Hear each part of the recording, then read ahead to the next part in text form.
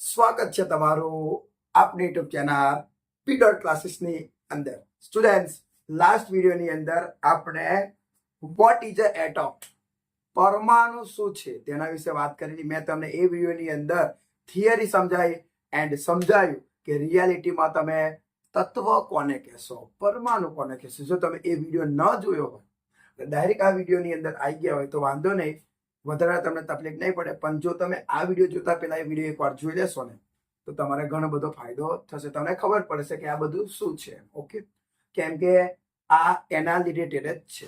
ચલો, આજે આપણે લખીએ બેઝિક નોલેજ ઓફ સાયન્સ. વિજ્ઞાનનું એકદમ સામાન્ય નોલેજ છે. આ દરેકને ખબર હોવી જોઈએ. જો તમે કોઈ પણ ભરતીની તૈયારી કરતા હોય, કોઈ પણ ગવર્મેન્ટ એક્ઝામની તૈયારી કરતા હોય, સામાન્ય વિજ્ઞાનની વાત કરો, સામાન્ય જ્ઞાન હોય, અથવા તમે 8માં ભણતા હોય, 7માં ભણતા હોય, 9માં ભણતા હોય કે 10માં ભણતા હોય કે સાયન્સમાં કરતા હોય, તો પણ તમારે આ ઘણું બધું કામનું છે. ઓકે, તો આજે આપણે 1 થી 20 તત્વ જોઈશું. હવે તમારે કન્ફ્યુઝ થવાની જરૂર નહીં. મેં તમને લાસ્ટ વિડીયોની અંદર સમજાવેલું કે કોઈ સંયોજન હોય, વસ્તુ હોય, પદાર્થ હોય, એ જે વસ્તુમાંથી બને છે એને વિજ્ઞાનમાં તત્વો અને પરમાણુ કહેવામાં આવે છે. યસ, તો આ એ જ તત્વો છે, આ એ જ પરમાણુ છે. આ દરેકે દરેક પરમાણુથી આપણી આજુબાજુ ઘણી બધી વસ્તુઓ બને છે, ઘણા બધા સંયોજન બને છે. એક્ઝામ્પલ તરીકે હાઇડ્રોજનની વાત કરીએ તો જુઓ, આપણે જે ઘરે પાણી પીએ છીએ, પાણીનું સૂત્ર તમે જુઓ શું છે? H2O. તો જે પાણી છે એ પાણીમાં હાઇડ્રોજન છે, તો હાઇડ્રોજનથી પાણી બને છે. પછી ઓક્સિજનથી પણ પાણી બને છે. પછી બીજું, આપણા ઘરે એક સીધી વાત કહું સ્ટુડન્ટ્સ, મને જે ખબર છે એ જ કહીશ તમને. આપણા ઘરની અંદર એવી જે વસ્તુ હોય ને કે જેને આપણે સળગાઈ શકીએ, જેનું દહન થઈ શકે, તો એ વસ્તુ કાર્બનમાંથી બનેલી છે, એવું તમે કહી શકો. પછી જે ખેતરની અંદર નાખવામાં આવે છે ખાતર, એ નાઇટ્રોજનમાંથી બનેલા હોય છે, એ તો તમને ખબર જ હશે. તો હવે આપણે આ 20 તત્વો કરીએ. જો તમે 9મા ધોરણમાં ભણતા હોય કે પછી 10મા ધોરણમાં ભણતા હોય, 10મા સુધી આમ તો દુનિયામાં 118 તત્વો છે. તમે જો ચેક કરો તો તમને ખબર પડે. તમે ગૂગલ પણ કરી શકો છો. આપના વૈજ્ઞાનિકોએ અને પ્રાકૃતિક રીતે અને વૈજ્ઞાનિક કૃત્રિમ રીતે આપણે અત્યાર સુધી 118 તત્વો શોધી નાખ્યા છે. તો તમારે 118 તત્વની કોઈ જરૂર નથી. તમને એમાંથી ફક્ત 20 તત્વો આવડે એ બહુ ઇનફ છે. જો તમે 9મા ધોરણની અંદર ભણતા હોય કે પછી 10મા ધોરણમાં ભણતા હોય, તો તમને 20 તત્વો આવડે એ તમારા માટે ઇનફ છે. તો આજે આપણે જોઈશું કે એ 20 તત્વો કયા છે, અને હું તમને શું કહીશ કે એને શોર્ટકટ યાદ રાખવાની ટ્રીક પણ કહીશ. તો જુઓ, અહીંયા આપણે લખ્યું છે પરમાણ્વીય ક્રમાંક. આમ તો પરમાણ્વીય ક્રમાંક ઇંગ્લિશમાં એટોમિક નંબર કહેવાય, પણ એને Z વડે દર્શાવવામાં આવે છે. પરમાણ્વીય ક્રમાંક એટલે કઈ ને સ્ટુડન્ટ્સ? નંબર, ક્રમ, કે પહેલા નંબર પર કોણ છે, બીજા નંબર પર કોણ છે, 5મા નંબર પર કયો તત્વ છે, 10મા નંબર પર કયો તત્વ છે, એને પરમાણ્વીય ક્રમાંક કહેવાય. ઓકે, અને પરમાણ્વીય ક્રમાંક કેવી રીતે નક્કી થાય એના વિશે તમારે જાણવું હોય તો આપણે હવે ધીમે ધીમે ચાલુ કરીશું. હું તમને કહીશ જ કે તમારા મનમાં પણ પ્રશ્ન થતો હશે કે કાર્બનને 6 નંબર જ કેમ આપવામાં આવે, કેમ એને 8 નંબર ના આપવામાં આવે? આ જે ઓક્સિજન છે એને 8 જ કેમ આપ્યો, કેમ ફર્સ્ટ નંબર ના આપ્યો? આ બધું તમારે જાણવું હોય તો ધીમે ધીમે આપણે આગળ વધશું. તમને બધું જ શીખવાડીશ, એકદમ પાયાથી લીધું છે. તો આપણે જોઈએ, ફર્સ્ટ નંબર પર છે હાઇડ્રોજન. હાઇડ્રોજનનો પરમાણુ ક્રમાંક 1 છે અને હાઇડ્રોજનની સંજ્ઞા શું છે? H, capital H. બીજો એના પછી આવે છે હિલિયમ. હિલિયમનો પરમાણુ ક્રમાંક 2 અને એની સંજ્ઞા શું છે? H. પછી 3 નંબર પર છે લિથિયમ, જે એની સંજ્ઞા છે Li, કેપિટલ Li, એટલે L capital I small. Okay, 4 number પર છે બેરિલિયમ. આ થોડોક તત્વ અઘરો છે કેમ કે એક છે બેરિયમ અને એક છે બેરિલિયમ. આ છે બેરિલિયમ. બેરિલિયમ એટલે Be અને બેરિયમ એટલે Be. થોડું યાદ રાખજો, આપણે આની વાત કરીએ. 4 નંબર પર છે બેરિલિયમ, Be. 5 નંબર પર છે બોરોન એટલે કે કેપિટલ B. 6 નંબર પર છે કાર્બન એટલે કેપિટલ C, કાર્બન, જે સળગી શકે એની વાત છે. 7 નંબર પર નાઇટ્રોજન નો તમે N યાદ રાખી લેજો, શું આવશે? N. ઓક્સિજન 8 નંબર પર ઓક્સિજન. ઓક્સિજન નો સંજ્ઞા છે O, કેપિટલ O, મોટો O આવે, બરાબર? નાનો કરો તો ના ચાલે, મોટો આવે. અને એનો પરમાણુ ક્રમાંક છે 8. ફ્લોરિનનો પરમાણુ ક્રમાંક છે 9 અને એની સંજ્ઞા છે કેપિટલ એમ. ઓકે, 10 નંબરની વાત કરીએ તો 10 નંબર પર છે નિયોન, જેની સંજ્ઞા છે Ne. 11 નંબર પર છે સોડિયમ એટલે Na. આ સોડિયમને થોડુંક જોવા જેવું છે, કેમ કે તમે સોડિયમને ઇંગ્લિશમાં લખો છો આ રીતે, પણ ગ્રીક ભાષામાં સોડિયમને નાઇટ્રેટ કંઈક નાઇટ્રેસ એવું કહેવામાં આવે છે, એટલે એને Na વડે દર્શાવવામાં આવે છે. બાકી ઓક્સિજનનો O, કે ભાઈ ઇંગ્લિશમાં ઓક્સિજન શું લખાય? OXYGEN. તો એ નામ પરથી તેની સંજ્ઞા. નાઇટ્રોજનમાં પણ એવું છે, કાર્બનની પણ એવું છે, CARBON અથવા CARBON જે હોય, પણ એની C પરથી એની સંજ્ઞા બનતી નામ. પછી મેગ્નેશિયમ એટલે એની સંજ્ઞા છે Mg, એનો નંબર છે 12. પછી એલ્યુમિનિયમનો પરમાણુ ક્રમાંક 13 અને એની સંજ્ઞા છે Al. પછી સિલિકોનનો પરમાણુ ક્રમાંક 14 અને એની સંજ્ઞા છે Si.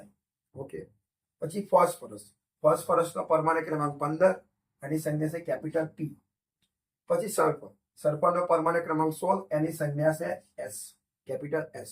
પછી ક્લોરીનનો પરમાણુ ક્રમાંક 17 એની સંજ્ઞા છે Cl.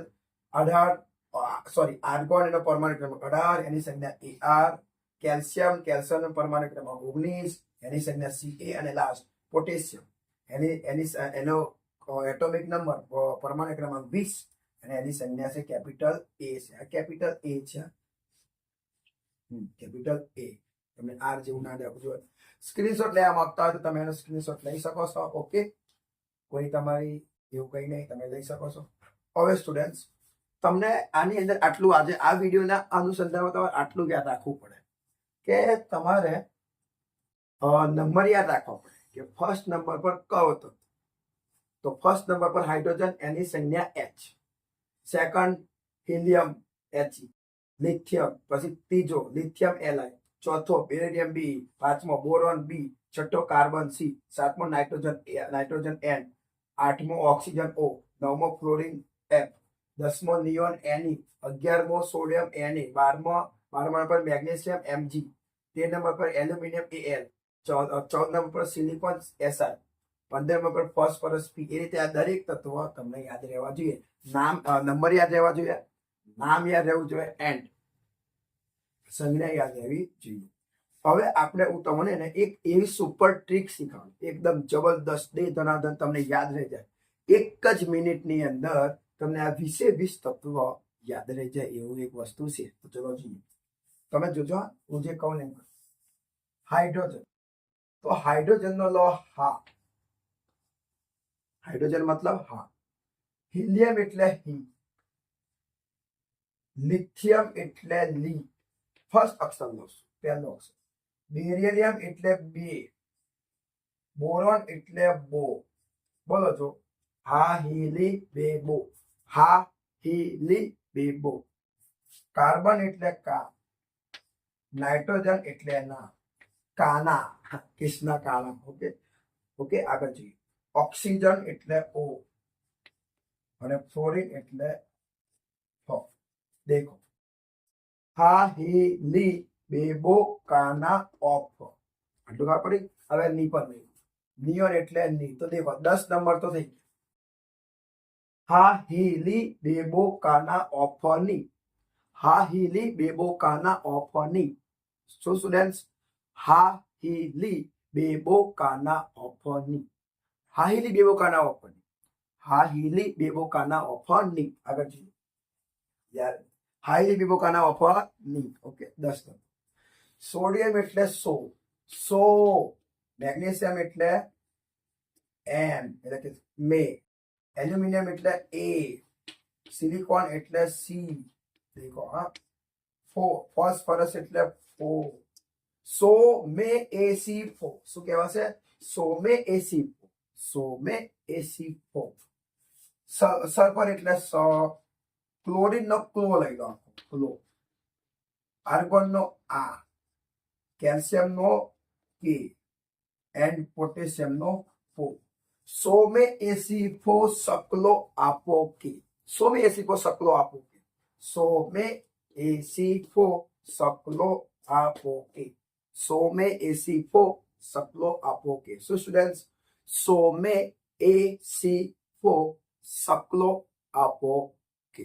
તો જુઓ 20 તત્વો આપણને યાદ થઈ જાય. હા હીલી બેબો કાના ઓફની સો મેં A-C-O શકલો આપો કે. હા હીલી બેબો કાના ઓફની સો મેં A-C-O શકલો આપો કે. એમ ફાસ્ટ બોલે તમને યાદ થઈ જાય. હા હીલી બેબો કાના ઓફની સો મેં A-C-O શકલો આપો કે.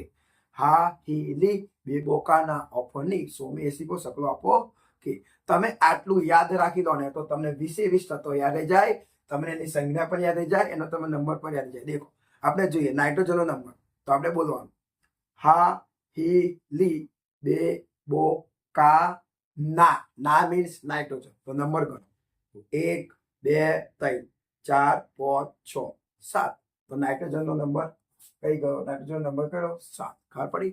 હવે એ રીતે આપણે મેગ્નેશિયમનો જોઈએ. હા હીલી બેબો કાના ઓફની સો મે. તો મે અહીંયા આવ્યો. તો દેખો 1 2 3 4 5 6 7 8 9 10 11 12. તો 12 નંબર પર સ્ટુડન્ટ છે મેગ્નેશિયમ. આ રીતે તમે હા હીલી બેબો કાના ઓફની સો મેં A-C-O શકલો આપો કે. હા હીલી બેબો કાના ઓફની સો મેં A-C-O શકલો આપો કે. 1 મિનિટે નહીં થાય પણ તમે આ વાક્ય યાદ રાખશો તો 20 તત્વો આવડી જશે. ઓકે સ્ટુડન્ટ્સ, તો આજે બસ આ વિડીયોની અંદર આટલું જ. હવે આપણો જે નેક્સ્ટ વિડીયો હશે એ આના જ રિલેટેડ હશે અને હવે આગળના વિડીયોની અંદર હું તમને 20 તત્વોનું પરમાણુ બંધારણ, રચના, જે કાંઈ કહેતા હોય એવું તમને દોરતા શીખવાડીશ. જો તમને વિડીયો ગમ્યો હોય તો પ્લીઝ વિડીયોને લાઈક કરી દેજો. કમેન્ટ દ્વારા જે પણ જણાવવું હોય તમે જણાવી શકો છો અને ચેનલને સબસ્ક્રાઇબ ના કરો તો પ્લીઝ અત્યારે જ કિડર ક્લાસીસ નામની ચેનલને સબસ્ક્રાઇબ કરો. ત્યાં સુધી મસ્તી કરતા રહો, એન્જોય કરતા રહો અને થોડી પઢાઈ ભી કરતે રહો.